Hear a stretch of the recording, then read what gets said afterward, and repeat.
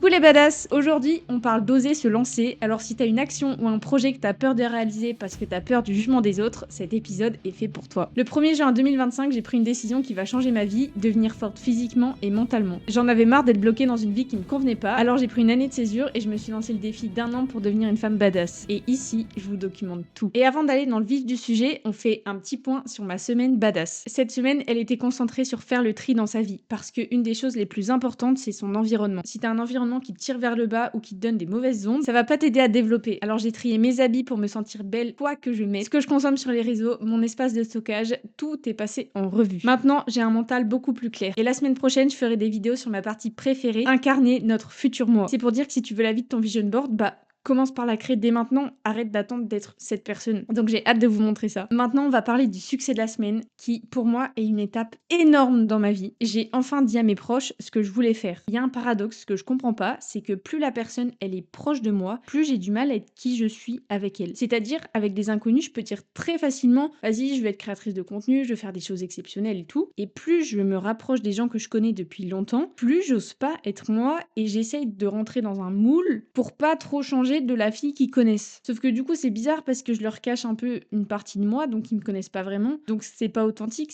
et il y a un truc qui va pas. Mais en même temps, j'ai trop peur. J'ai trop peur de dire, bah voilà, j'ai envie de faire ça, j'ai envie de faire une année de césure, j'ai envie de pas aller dans un master alors que c'est la voie un peu que tout le monde imagine pour moi. Et passer cette étape, c'était vraiment dur. Là, en parlant, j'ai encore chaud. Donc cette semaine, ce qui s'est passé, c'est que mes parents, ils voulaient savoir absolument ce que je faisais comme master. C'est normal, on est en juillet. Faut bien qu'ils sachent où je vais. Et je leur ai dit, bah voilà, je fais pas de master, ça m'intéresse pas, c'est pas ce que je veux, je fais de l'entrepreneuriat. Et comme je m'y attendais, ils étaient pas contre. Donc c'est ça le pire, c'est que je savais qu'ils étaient pas contre, mais j'arrivais pas à le dire. Et au final, ce que j'en tire après, c'est que rien n'a vraiment changé en fait. Maintenant, on va parler de mon obsession de la semaine, le journaling.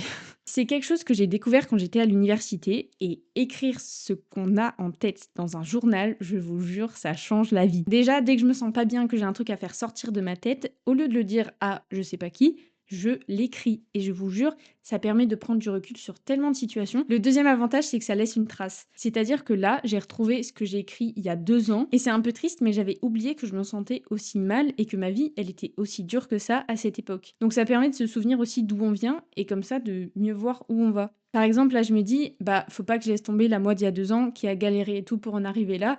Faut que je continue. Et si j'ai pas besoin de vider ma tête, juste j'écris soit ce qui se passe dans ma vie, ou soit ce que j'ai envie d'accomplir. Et à force d'écrire, j'ai plus de place, alors j'ai dû racheter un autre carnet. Et regardez, je le trouve magnifique. Pour ceux qui écoutent seulement le podcast, il est blanc avec des dorures, il est hyper beau. Et avant de développer encore plus comment vous aider à vous lancer et à oser être un peu qui vous êtes, on va juste parler des petites difficultés que j'ai eues cette semaine, parce que je vous rappelle que le but de ce podcast, c'est de faire aussi un journal de bord de comment j'arrive à devenir une femme badass. Donc en voyant dans 1 an ce qui me fait galérer aujourd'hui, je pourrais voir comment j'ai progressé. Et cette semaine, le truc que j'ai pas réussi à faire, c'est de tenir ma morning routine. J'en ai fait des vidéos, j'ai testé la Miracle Morning pendant 1 semaine, et après, plus rien. Et je pense qu'il y a 2 choses. Déjà, j'étais plus obligée de le faire, j'étais plus engagée à le faire et j'ai pas mis mon réveil. Et en fait, pas mettre son réveil, ça fait que je me couche plus tard et du coup, je me lève plus tard. Et si je me lève à 9h, j'ai pas la motivation de faire ma morning routine. Si je me lève à 6h, j'ai que ça à faire.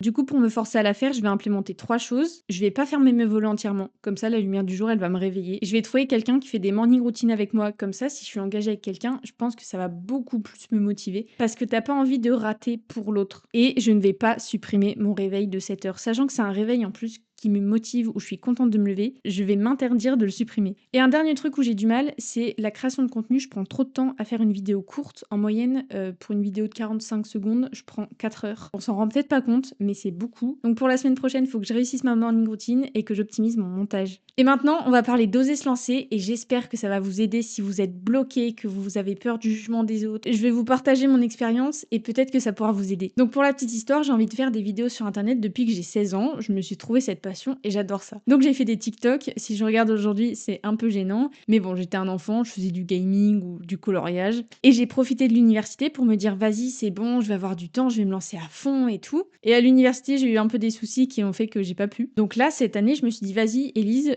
ça fait 5 ans que t'as envie de faire ça, c'est le moment, vas-y. Et en fait, j'avais peur.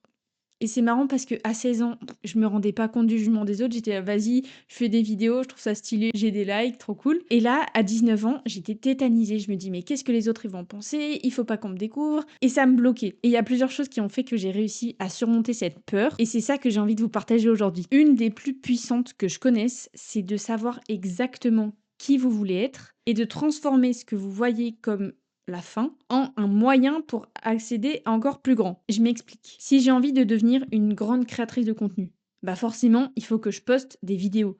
Donc poster des vidéos, ça devient pas la fin. Le but de ma journée, c'est pas de poster une vidéo. Le but de ma journée, c'est d'atteindre ce rêve d'être une très bonne créatrice et donc ça passe par poster des vidéos. C'est comme si un joueur de foot qui a envie de devenir une légende, il a peur de faire son premier match parce qu'il y a un public. Bah en fait, ça fait partie du jeu et s'il veut accéder tout en haut de l'escalier, il faut qu'il monte les marches une par une. Et une des premières marches, bah, c'est de faire ses premiers matchs. Donc soyez très clair sur qui vous voulez être et servez-vous-en comme un boost pour vous dire bah voilà, je suis obligée de faire ça si j'ai envie d'aller tout en haut. Mais ça peut faire peur parce que vous dites peut-être ah bah du coup c'est que c'est pas fait pour moi. Non.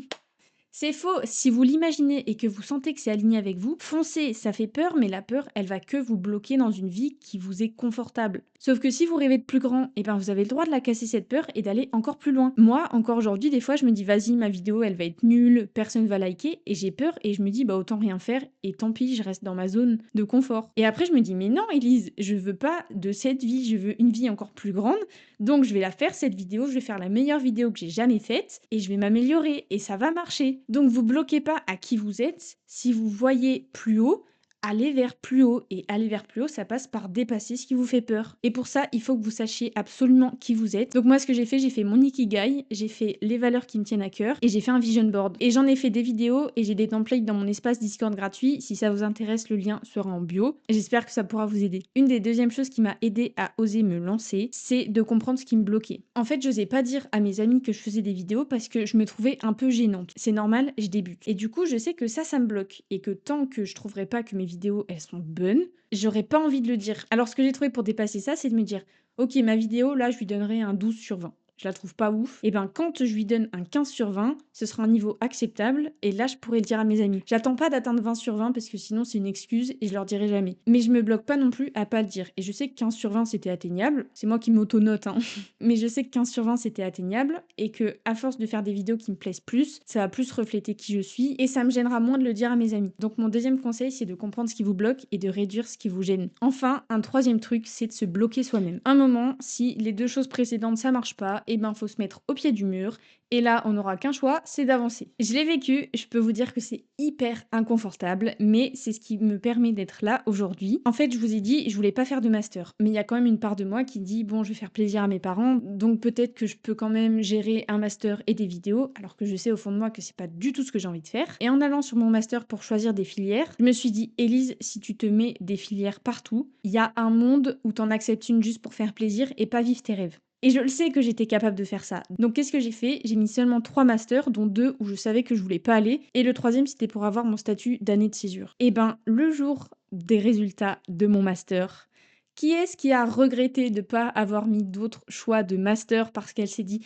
je suis obligée de vivre mes rêves maintenant, j'ai plus de solution. Et ben c'est moi! Non, en vrai, je me suis retrouvée vraiment au pied du mur et en même temps, j'étais fière de moi parce que je savais que j'aurais rétropédalé et que j'aurais eu peur et que j'aurais voulu aller me cacher dans un master. Sauf que, bah, je savais que j'allais faire ça, du coup, je me suis bloquée et c'était super inconfortable. Je me suis dit: «Vas-y Elise, tu m'énerves parce que je peux plus me cacher à cause de toi». Mais en même temps, c'est ce que je voulais le plus. Alors si ça marche pas, c'est un peu brutal, mais mettez-vous au pied du mur et forcez-vous à essayer. C'est comme par exemple les histoires des gens qui prennent un billet de train sur un coup de tête, après ils ont acheté leur billet de train, bah ils sont obligés de prendre le train, sinon ils ont perdu leur argent. Donc des fois, faut se forcer un peu comme ça. Si c'est vraiment ce que vous voulez, vous vous en remercierez. Et enfin, vous imaginez le pire, mais il y a très peu de chances que ça arrive. Par exemple, quand je l'ai dit à mes amis que je faisais des vidéos, j'ai mis une story sur mon compte perso qui disait bon bah voilà, je fais des vidéos, voilà mon compte pro. Et après, j'étais pas bien. J'étais en tremblement comme ça, je me dis mais vas-y, ils vont me juger, personne va venir et tout. Mais je suis tombée des nues. Vraiment, j'ai été choquée. J'ai eu plein de gens qui sont venus. Je m'attendais pas à avoir une telle vague d'amour, de soutien, d'encouragement. Les gens, ils étaient trop sympas, ils ont liké mes vidéos, il y en a, ils sont remontés jusqu'au début, mais je me suis dit: «Mais qu'est-ce que vous faites?» Enfin, moi, je pensais que vous alliez me dire que c'est nul, que vous alliez vous désabonner, me bloquer et non! Et en fait, mon cerveau, il a imaginé des scénarios qui se sont pas passés et au pire, les gens qui étaient pas intéressés et ben, en fait, juste, ils se sont pas abonnés et voilà, ils font leur vie, tu vois? Mais je me suis pas pris d'insultes, je me suis pas fait bloquer. Si, j'ai eu une personne, une hater, je ne sais pas qui c'est, c'était un compte fake, mais à part ça, tout s'est très bien passé. Et si je peux finir avec un des plus gros conseils que je peux donner, celui-là, il est dur à comprendre, mais une fois que vous le comprenez, vous pouvez pas revenir en arrière. Vivez votre vie. Je répète, vivez votre vie. Vous avez envie de faire ça, faites-le. Cette personne, elle dit que c'est pas bien de le faire, ou alors vous vous dites qu'elle vous aimera plus, faites-le quand même. Justement, c'est un bon test. Le plus gros conseil que je peux donner, c'est vivez une vie qui vous épanouit. Parce que ça sert à quoi de vivre si on n'est pas épanoui, si on n'a pas un sourire, si on n'est pas heureux. Donc si vous avez ce truc dont vous rêvez, vous y pensez longtemps et que vous dites oh non, à cause de cette personne, je peux pas. Mais cette personne, si vous le faites ou pas, elle va continuer de vivre, hein. Moi, j'ai eu ça avec mes parents quand j'étais en Erasmus. Ça me faisait mal au cœur de partir dans un autre pays pendant 6 mois. Mais je me suis dit, à un moment, j'ai envie de le faire. Je peux le faire, et ben je vais pas me bloquer parce que j'imagine que eux, ça va les rendre tristes. Oui, ils étaient tristes, mais ils ont quand même réussi à vivre leur vie pendant 6 mois sans moi. Je suis pas indispensable. Et aussi, le pire truc, c'est que si vous restez pour leur faire plaisir, sachant qu'ils vous l'ont pas vraiment dit, vous allez être tout le temps frustré et vous dire mais vas-y, j'aurais pu faire ça, mais à cause de lui, j'y suis pas allée. Alors que non, c'est pas à cause de lui, c'est à cause de ce que vous avez imaginé que la personne penserait. Donc à un moment, c'est dur, mais vivez votre vie. Faites des choses qui vous font plaisir, et si les gens ils sont pas contents, et ben trouvez-vous d'autres gens. À un moment, faut comprendre que la vie, elle a un début et elle a une fin. Et vous voulez pas mourir à 80 ans en disant ah j'aurais trop voulu faire ça, ah j'aurais trop voulu faire ça, et j'ai pas osé parce que un tel m'a dit non. Ça me fait penser à la nouvelle qui s'appelle La Parure, où t'as 2 dames bourgeoises ou nobles, et t'en as une qui emprunte la parure, donc le collier d'une autre. Sauf que elle perd la parure. Donc ce qu'elle fait, elle va chez un bijoutier pour qu'il refasse la parure à l'identique, avec des diamants, des perles, des métaux précieux. Elle rend la parure, du coup la deuxième parure, à sa pote. Elle lui dit pas qu'elle l'a cassée. Sauf que pour faire ça, elle s'est endettée, elle a perdu tout son argent, et des années plus tard, elle revoit sa pote, qui la reconnaît pas, car maintenant elle a plus du tout une apparence bourgeoise ou noble, et elle lui explique qu'en fait, bah voilà, elle s'est endettée pour lui racheter sa parure. Et la noble, qu'est-ce qu'elle dit? Ah mais ne vous embêtez pas, c'était une fausse. Donc elle a fait tout ça juste parce qu'elle a imaginé que c'était une vraie. Et ben dans votre vie, c'est pareil. Si vous vous bloquez de faire les choses que vous aimez parce que vous pensez qu'un tel il dira ça ou qu'un tel il va faire ça, en fait vous savez pas. Et peut-être que si vous vous bloquez, à 80 ans, vous allez dire ah bah voilà, j'ai pas fait ça dans ma vie à cause de toi, et que la personne elle a dit mais non, fallait le faire, moi ça me dérangeait pas. Et là vous réagirez comment? Donc si vous avez ce truc qui vous fait peur, lancez-vous. Et un tout dernier, promis, c'est le dernier conseil, c'est que ça sera pas forcément aussi ouf que vous voulez.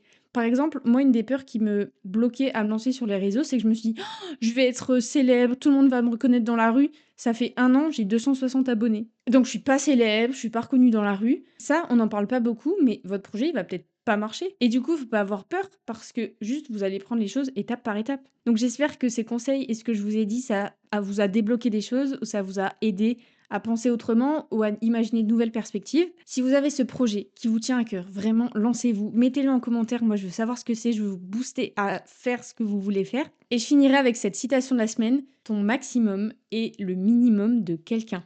Alors si toi ça te fait peur de poster une vidéo, il y a des gens ils en postent 10 par jour. Je vous laisse méditer là-dessus, c'était Lydie, merci d'avoir écouté ou regardé jusque-là, et je vous dis à la semaine prochaine, bisous badass.